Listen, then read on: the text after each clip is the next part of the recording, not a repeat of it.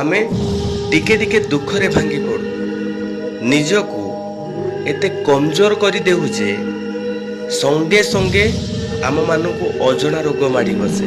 କିନ୍ତୁ ଏକଥା ଆମେ ଭୁଲିଯିବାନି ଯେ ସ୍ୱୟଂ ଭଗବାନଙ୍କୁ ମଧ୍ୟ ବନବାସ ଦୁଃଖ ସହିବାକୁ ପଡ଼ିଥିଲା। ପ୍ରଭୁ ରାମଚନ୍ଦ୍ରଙ୍କୁ ନିଜର ରାମରାଜ୍ୟ ତ୍ୟାଗ କରିବାକୁ ପଡ଼ିଥିଲା।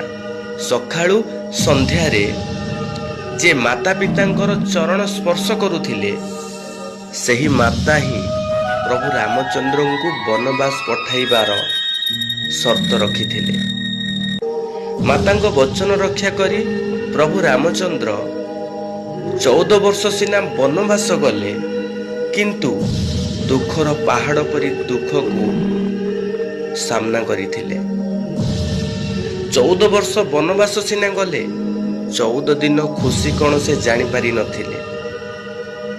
ଭଗବାନ ଯଦି ପାହାଡ଼ ପରି ଦୁଃଖକୁ ସହିପାରିଲେ, ଆମେ ତ ସାଧାରଣ ମଣିଷ, କ୍ଷମତା ରଖିବା ଦୁଃଖକୁ ସହିବାର।